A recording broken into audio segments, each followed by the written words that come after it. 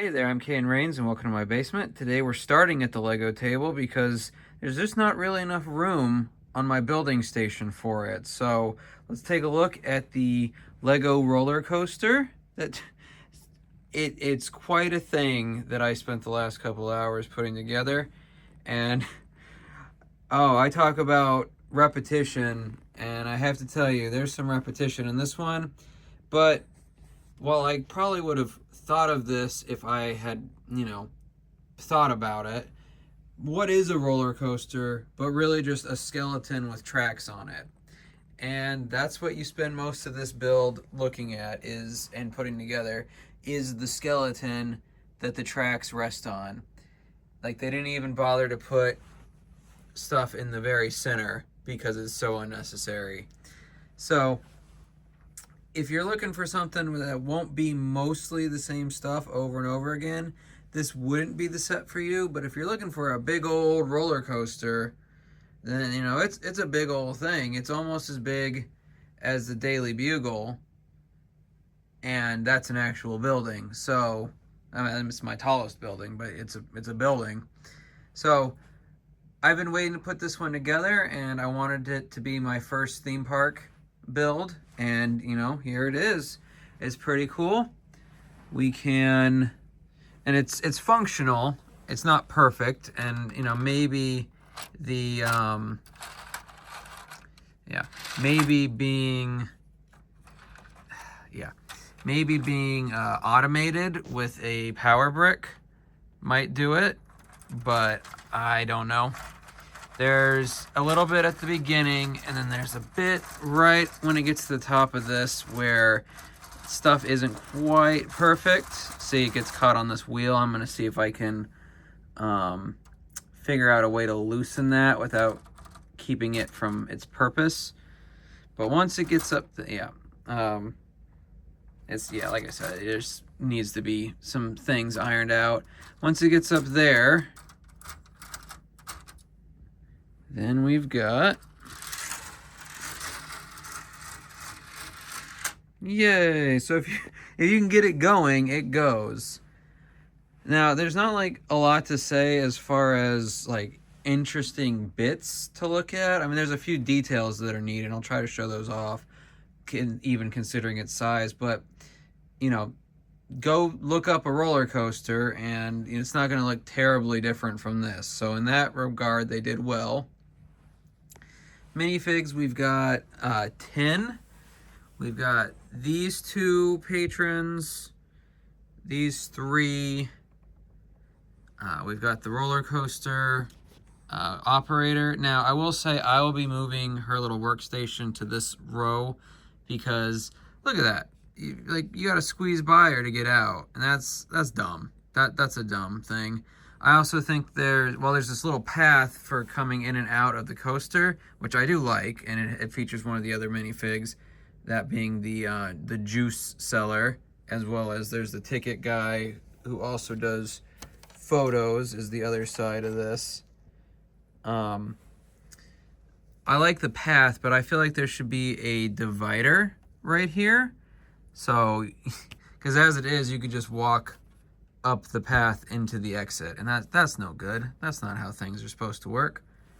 Then over here, we've also got a grandfather, his granddaughter, and a cotton candy seller.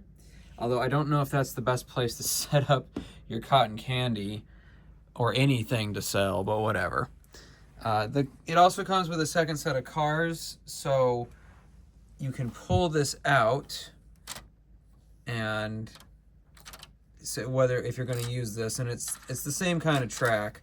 So once you get this one to the top, then you can set this one to go, and so on and so forth. So it's functional, like I said, if you get a power brick. But I'm gonna play with this up here and see if I can loosen the wheels a little bit. Well, not the wheels themselves, but the way these are done, because they're keeping it. They keep the car on the track, but they don't. At least for me, it's not letting it go down. So that's kind of a bummer. But I also won't be winding this up very often. So anyway, so I will say that despite the despite it being so repetitive, it's generally not like all at once like some sets are. And all the little pylons that connect the various parts here also, I mean, it does have a neat build for the title, but all the pylons, they're not all exactly the same. Some of them are, but never more than like 3 at a time. And because they are basically just rounded 2x2, and then some stuff on top and bottom of each section you're building, it's not like they're difficult. It's just like, well, you see how many of those white rounded 2x2s there are. That's a lot of bricks to just do repetitively. Though, if you want to talk about true repetitivity, I just can't say that word today for some reason. The chain links used to make the car goes up, there's 203 of those. And that's like the very last step, or nearly the very last step. So that's one of the very last things you do, and it's just sitting there for like 10 minutes, just popping them in and then dangling them through so that they work correctly.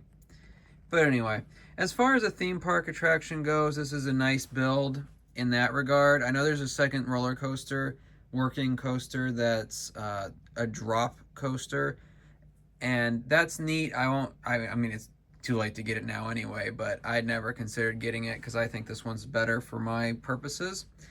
Now, it's a little plain in regards to, like, it doesn't have a theme or anything. However, Lego has put out various themes of coasters and, like, the non-working ones, but coasters and theme park stuff. So I might have some ways in mind for how I'm going to spruce up this build, but not quite there yet.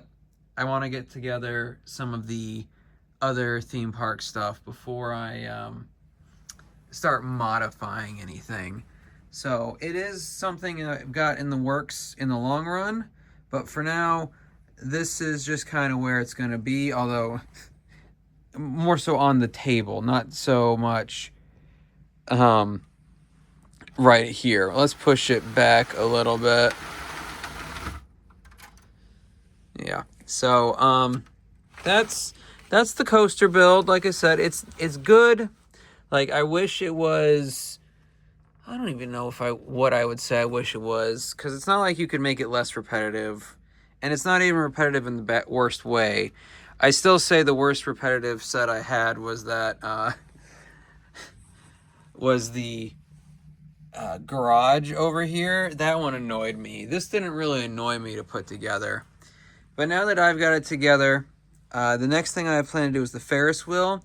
And after that, I can kind of figure out where some of these other rides I have in mind will go. Because the idea is, you have the entrance over here, rides. I don't know if the building's going to stay there. I knew it was going to get jammed in if I did. But the overall owner of the building is kind of connected to the theme park. So that's why I thought it might work. But we'll see. I've thought about getting an extension for this area of the table, but I'm not to there yet. Anyway, so roller coaster, Ferris wheel. I've got some other smaller rides in mind, and then the idea is I put a pier right here. I've got I'm going to call it a tavern, but it's not meant to be a tavern. But that's what it's going to be. To go there, and then a pirate-themed ship to go where the Mystery Machine stuff is right now. Imagine the SpongeBob set, but a lot bigger. So it's going to be pirate-themed because I just kind of meandered my way into several pirate-themed things, and Lego themselves put out a bunch of pirate-themed amusement park stuff. So look forward to some modifications to this, as well as future builds that are in the theme park and vaguely ocean piracy based. But let me know down below for now, do you have this coaster set or the other one? Do you think that they're good builds? Do you regret not getting it if you didn't? Or do you regret getting it if you did?